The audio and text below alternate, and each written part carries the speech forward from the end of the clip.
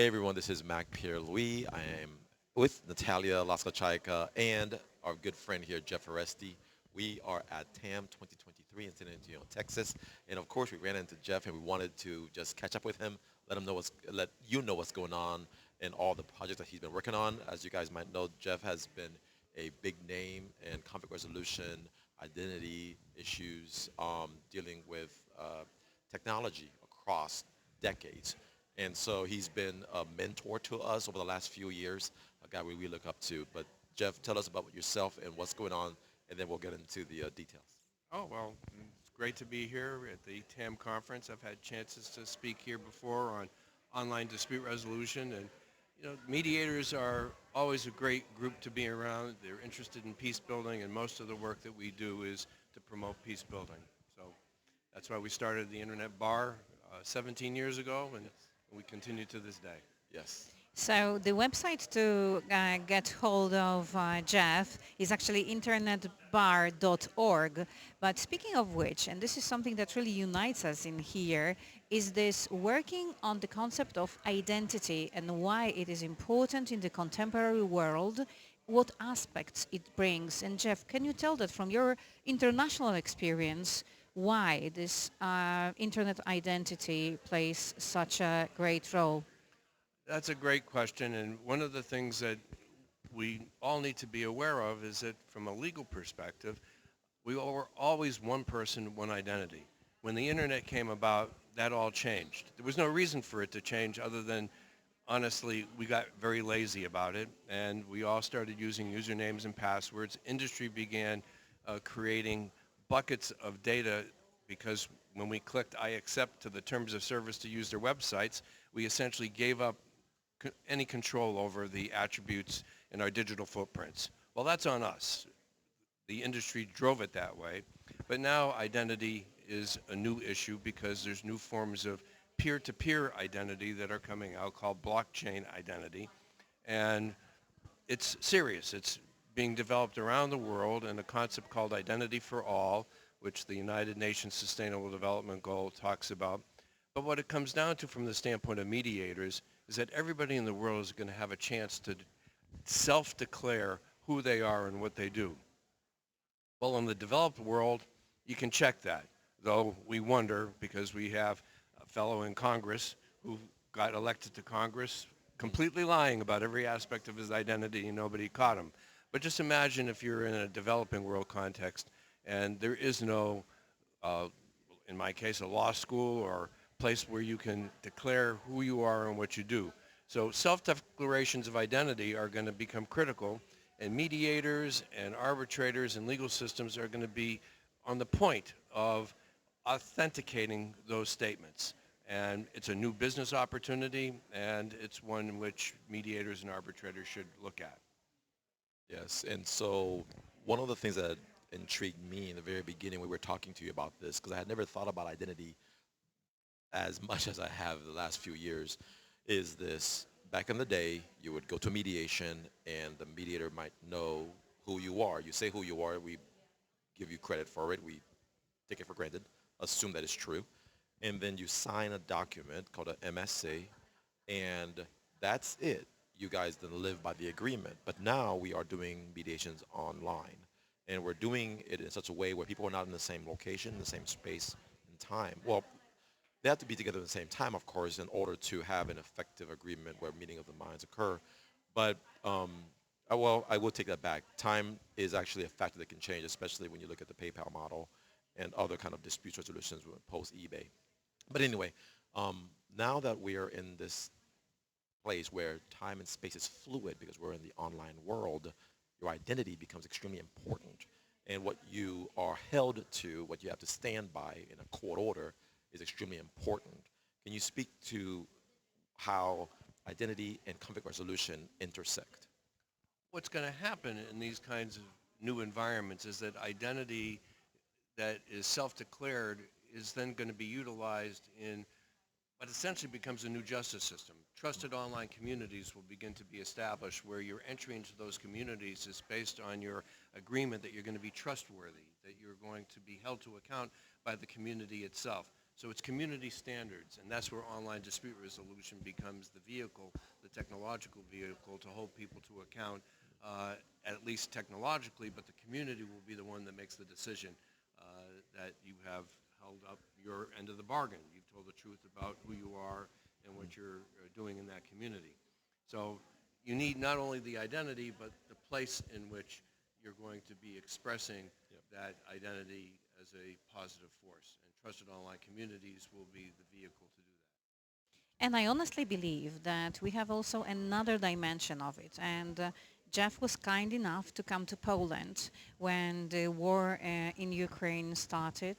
And he wanted to set up a network of contacts for his other projects, including Peace Towns.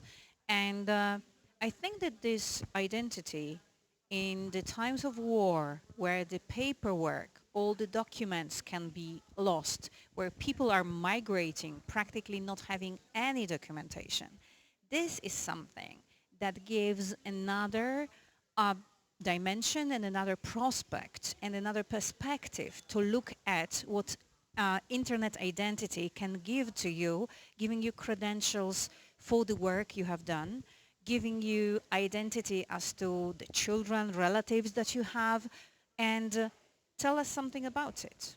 Well, you made an incredibly important point. One of our board members has been active in the military for 30 or 40 years, and she said to us very clearly that it's going to be less of a problem for the citizens of places like Kiev who will be able to have access to the kind of documentation that you're talking about. But there are many small cities and towns, and those are at risk. All those records which relate to real estate ownership, personal property ownership, who you are, they are potentially going to be lost. And it's important to get to those And communities I now. had rumors. This is what I really wanted to say. I'm keeping in touch with people from Ukraine, and I really heard about it, that Russians, on the territories they entered, they are destroying their archives. So whenever they get all the paper storage for any important documentation, land registry, things that you don't hear on the news, but the Ukrainians know that by themselves because they are part of it. So these things are deliberately destroyed. And so if you think about it from an evidentiary standpoint, it's really important that you document these records as close in time to when they were taken away from you, because you may have them in your memory. You may have a copy of something on a smartphone. You may have people who know about it, but if the records are gone, they're gone. The closest you're going to get to recreating them in time is when you know about them, when you're early stage of your refugee status. If it's 2 years from now or 3 years from now, it gets more and more difficult to prove anything. So that's an important aspect of identity that we need to recreate in digital environments today. Awesome. So Jeff, before we wrap up, what else is going on in your day-to-day? I know you're a very busy man and all the projects.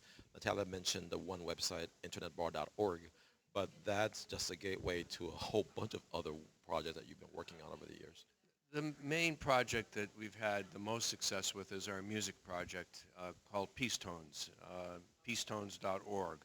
And what we do in most communities is when we arrive, we want to work with youth and we want to work with the artists and the musicians in the community because they represent the soul of a community. And if a community is suffering, you're going to hear the stories first and foremost from the artists, especially the young artists. They're very talented, and so we find them. And then we create contests and we work with them.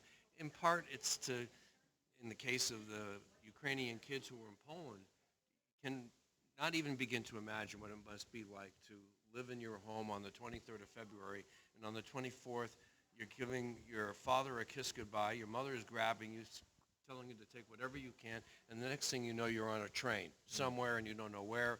Now you end up in Warsaw, Poland, and maybe you're lucky enough to have a family come and say, come live with us. Well, these poor kids, they've just lost their childhood in that instance.